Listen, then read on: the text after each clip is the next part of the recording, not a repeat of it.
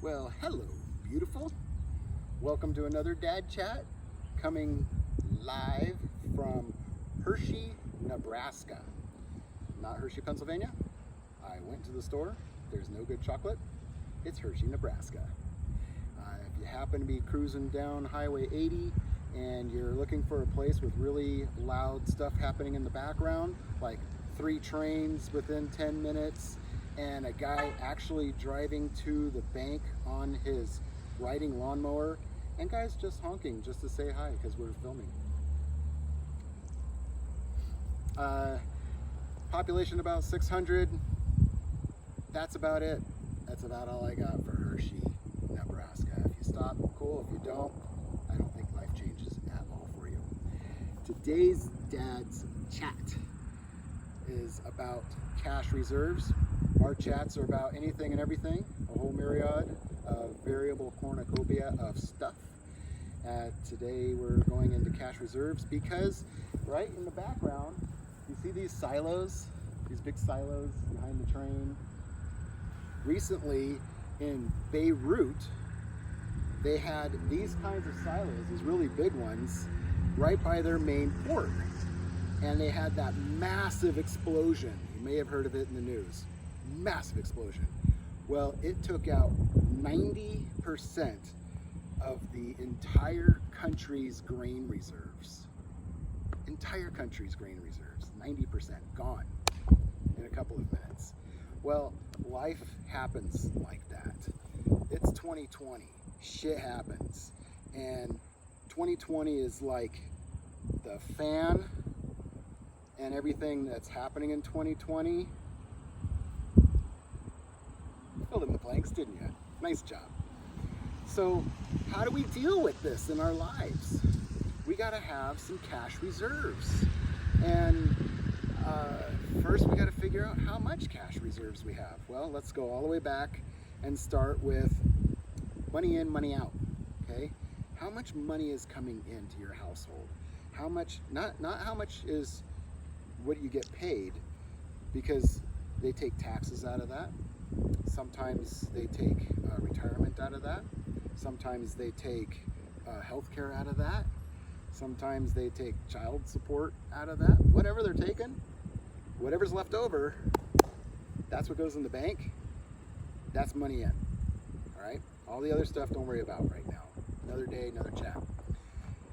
Do you have rental properties, money coming in? Do you have alimony, something else coming in? Child support to you maybe coming in? That's money in, all right? All that's money in. That pot added up and set aside.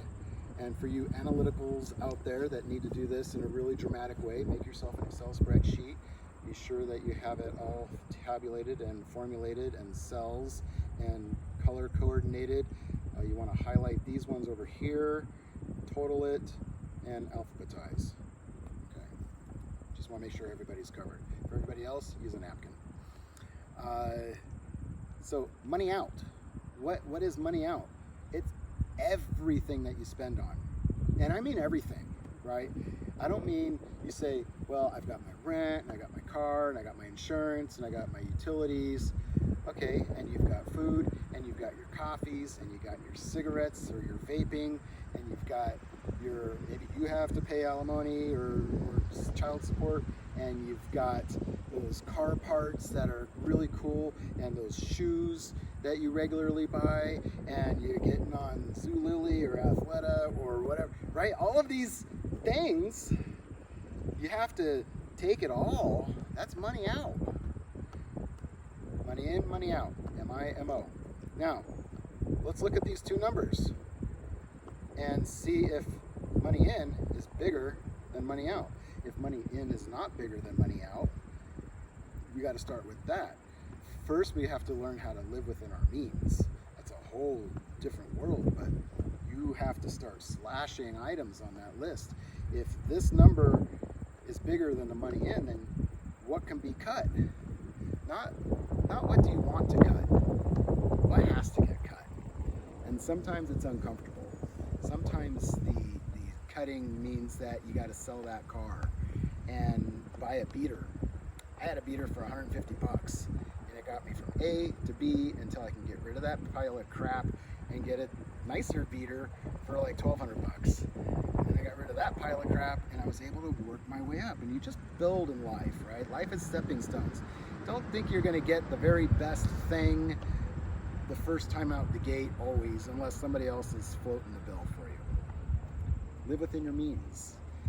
Maybe you got to slash coffee and don't go to Starbucks and you're having to buy a coffee pot and make your own coffee. We lived in Seattle. I know that's a dramatic thing to say. You have to make your own coffee. You can do it. All right.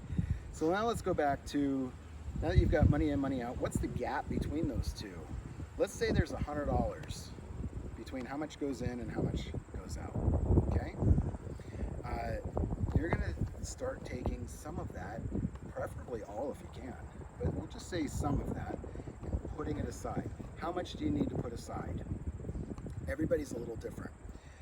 I like a minimum of 3 months. Minimum of 3 months.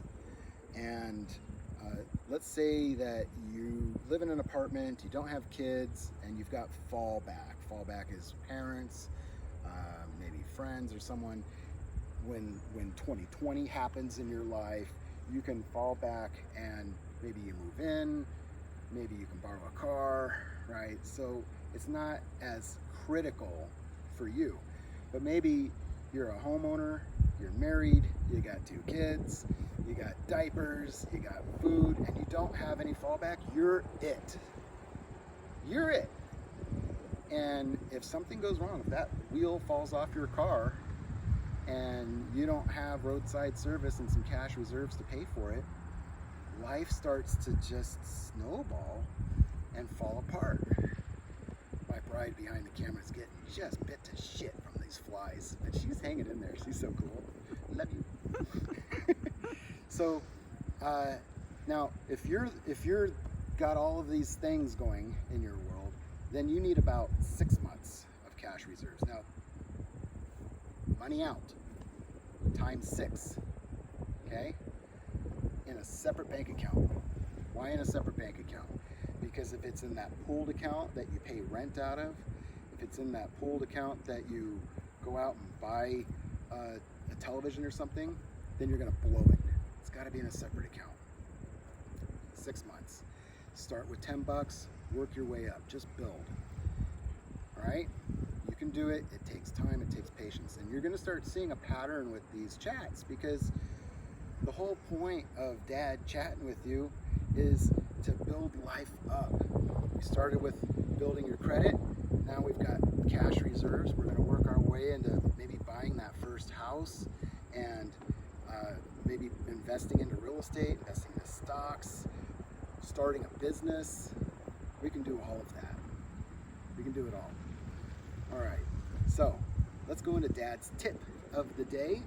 Don't forget to hit the like and the subscribe, and you're hanging loose. Dad's tip. I think everybody, doesn't matter your gender, everybody should learn how to cook. You don't have to be a chef, just learn how to cook. Know how to make yourself feel good, and you take that very first time that you put some herbs in there and you buy some new spices, you're just gonna love that food better than you can at any restaurant.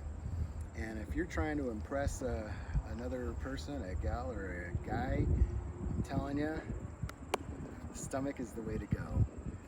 Cooking is life. I mean, how do you think I got so chunky? All right, I love you. That's it for today.